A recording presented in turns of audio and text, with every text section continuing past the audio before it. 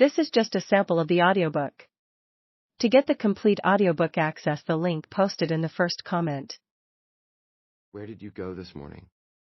Her question is incredibly random and causes me to pause mid-chew. I figured the first question she would ask me would be why I took it upon myself to interfere with her personal life. I take a few seconds to swallow, take a drink, wipe my mouth, and then lean back in my booth. What do you mean? She motions to my hair. Your hair is a mess? She motions to my shirt. You're wearing the same shirt you wore yesterday? Her eyes fall to my fingers. Your nails are clean. How does she know I'm wearing the same shirt I wore yesterday? So why do you leave wherever you woke up in such a hurry today? She asks. I look down at my shirt and then at my nails. How in the hell does she know I left in a rush this morning?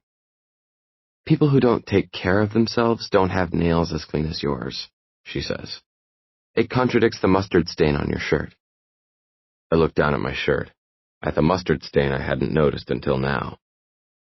Your burger has mayonnaise on it, and since mustard is hardly ever eaten for breakfast and you're inhaling your food like you haven't eaten since yesterday, then the stain is more than likely from whatever you ate for dinner last night.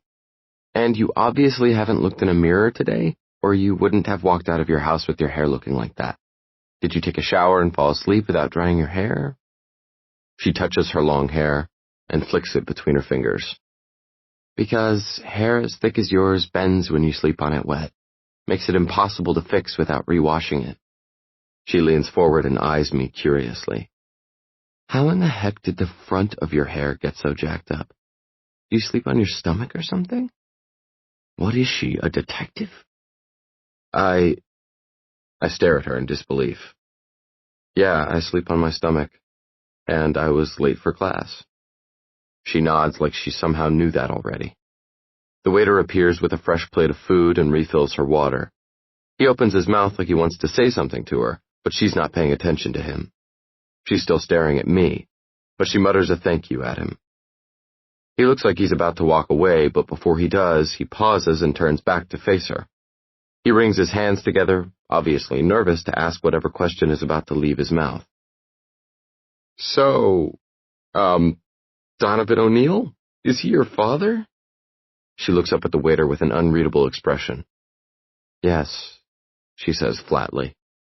The waiter smiles and relaxes with her response. Wow, he says, shaking his head in fascination. How awesome is that, to have the Max Epcot for a father? She doesn't smile or flinch. Nothing on her face indicates that this is a question she's heard 1,000,000 times before. I wait for her sarcastic reply, because based on the way she responded to her father's senseless comments, there's no way this poor waiter is leaving here unscathed.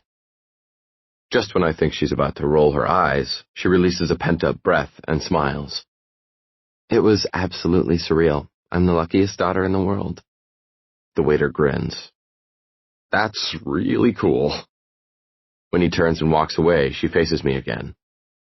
What kind of class? She asks. It takes me a moment to process her question because I'm still trying to process the bullshit answer she just fed the waiter. I almost inquire about it, but think better of it.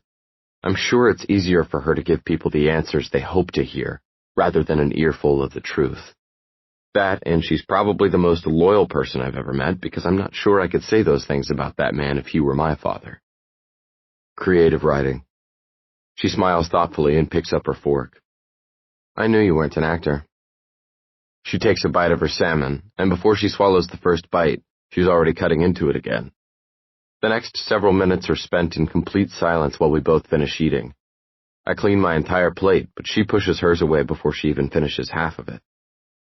So, tell me something, she says, leaning forward. Why do you think I needed you to come to my rescue with that fake boyfriend crap? And there it is. She's upset with me. I kind of thought she might be. I didn't think you needed rescuing. I just sometimes find it difficult to control my indignation in the presence of absurdity. She raises an eyebrow. You're definitely a writer, because who the hell talks like that? I laugh. Sorry, I guess what I'm trying to say is that I can be a temperamental idiot and I should have minded my own business. She pulls the napkin from her lap and sets it on her plate. One of her shoulders rises with a little half-shrug. I didn't mind, she says with a smile. It was kind of fun.